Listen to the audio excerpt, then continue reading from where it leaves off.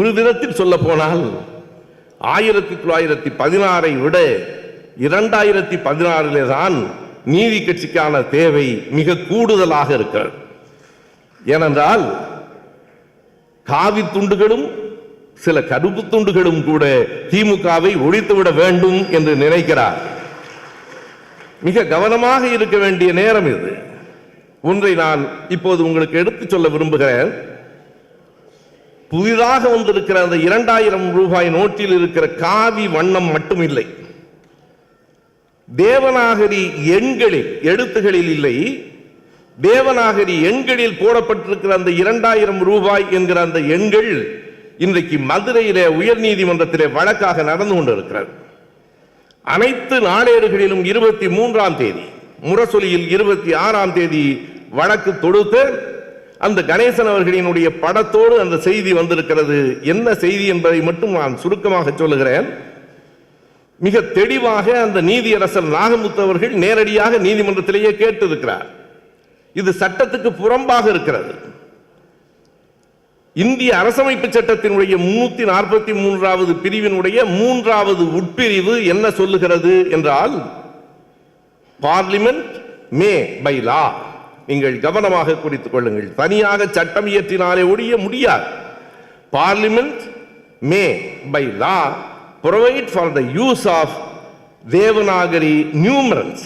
Devanagari script என்பது வேறு.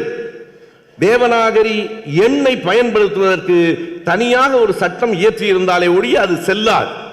சட்டம் இயற்றப்பட்டிருக்கிறதா என்று கேட்டால், அரசினுடைய மூத்த வழக்கறிஞர் சாமிநாதன் நான் கேட்டு சொல்லுகிறேன் என்கிறார். எந்த சட்டமும் இயற்றவில்லை என்பதை நாம் அறிவோம்.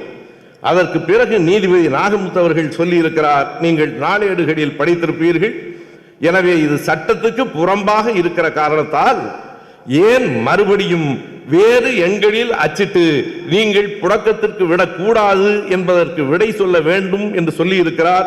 டிசம்பர் 2ஆம் தேதி தீர்ப்பு என்றும் சொல்லி இருக்கிறார். 2000 ரூபாயையும் கூட அதிகமாக வைத்துக் கொள்ளாதீர்கள். சொல்ல முடியாது, 2ஆம் தேதிக்கு பிறகு எதுவும் நடக்கலாம். எதற்கென்றால், தொடர்ந்து பல்வேறு விதங்கள் நீதி கட்சி நூற்றாண்டு மேடையிலே சொல்லாமல் வேறு எந்த மேடையிலும் சொல்ல முடியாது. ஒன்றை சொல்ல வேண்டும், சில மேடைகளில் பேசுவது கிடைக்கிற வாய்ப்பு, சில மேடைகளில் பேசுவது வாழ்வில் வந்து சேருகிற பெருமை. எனக்கு அந்த பெருமையை இன்றைக்கு தந்திருக்கிற தளபதி அவர்களுக்கு நான் நன்றி சொல்கிறேன். இந்த மேடையில் சொல்ல வேண்டும் என்பதற்காக சொல்லுகிறேன். இந்த அரசு, அந்த அரசை பற்றி மட்டுமே பேசுகிறீர்களே, ஏன் இந்த அரசை பற்றி பேசவில்லை என்றால் இருப்பதை பற்றி தான் பேச முடியும், இல்லாததை எல்லாம் பேச முடியாது. இந்த அரசு எங்கே இருக்கிறது என்று கண்டுபிடித்து சொல்லுங்கள், பிறகு பேசலாம். அந்த அரசு கொண்டு வருகிற புதிய கல்விக் கொள்கை என்றால், பல்கலைக்கழகங்களே சமஸ்கிருதத்திற்கு ஏராளமாக செலவழியுங்கள் என்கிறது. அண்ணன் கருப்பையா அவர்கள் சமஸ்கிருதத்தை பற்றி சொன்னதற்கு பிறகு இனி நான் புதிதாக ஒன்றும் சொல்ல வேண்டியதில்லை. ஆரியம் போல் உலக வள கடிந்தொழிந்து சிதையாவும் சீரிழமை திறம்பி என்று செயல் மறந்து வாழ்த்துதுமே என்கிற அந்த வரியை ஏன் எடுத்தேன் என்பதையும் கூட கலைஞர் அவர்கள் நம்முடைய கடலூர் புகழேந்தி தொகுத்திருக்கிற நூலில் அந்த செய்தி இருக்கிறது. கலைஞர் சொல்லுகிறார், வேறொன்றும் இல்லை, எனக்கு அந்த கருத்திலே மறுப்பு என்பதும் இல்லை, ஆனால் ஒரு விழாவின் தொடக்கத்தில் தொடங்குகிற போதே அடிந்து ஒடிந்து என்று சொல்லி வருகிறவன் வருத்தப்பட்டு போகிறான், வேண்டாம் எடுத்து விடுங்கள் என்றுதான் எடுத்தேன் என்கிறார். அவரே விடை சொல்லி இருக்கிறார். ஆனால் இன்றைக்கு புதிய கல்விக் கொள்கையா, சமஸ்கிருதத்துக்கு தாராளமாக செலவு செய்யுங்கள், பொது சிவில் சட்டமா இருக்கிற ஜனநாயக தன்மையை, இந்தியாவின் பன்முக தன்மையை அழித்து ஒழித்து விடுங்கள் என்று இன்றைக்கு இந்த அரசு நடைபோட்டுக் கொண்டிருக்கிற நேரத்திலே தான் மறுபடியும் நீதி கட்சி ஊட்டிய அந்த உணர்வுகளோடு திராவிட இயக்கம் மறுபடியும் இந்த மண்ணிலே செழித்து நடைபோட வேண்டிய கட்டம் இது என்பதால் இந்த விழாவிலே நாம் கூடியிருக்கிறோம். நேரம் கருதி ஒரே ஒரு செய்தியை சொல்லிவிட்டு விடைபெறுகிறேன் நண்பர்களே.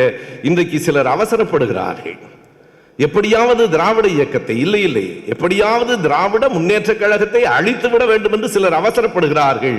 அவர்களுக்கு ஒன்றை நான் நினைவூட்டுகிறேன், அப்படியெல்லாம் ஒரே இரவில் அழித்து விடுவதற்கு திமுக ஒன்றும் 500 ரூபாய் தாள் இல்லை என்பதை குறித்துக் கொள்ளுங்கள். அண்ணன் திருநாவுக்கரசு அவர்கள் சொன்னது போல திமுக கழகம் என்பது சாரமுள்ள உப்பு.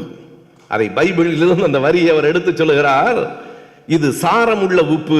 இன்னமும் நான் அதனை நீட்டித்து சொல்லுகிறேன், திமுக கழகம் என்பது சாரமுள்ள உப்பு, ஈரமுள்ள காற்று, வீரமுள்ள பாசறை, எவனாலும் வீழ்த்தி விட முடியாது. எங்களுக்கு வேர்களும் உண்டு, விழுதுகளும் உண்டு.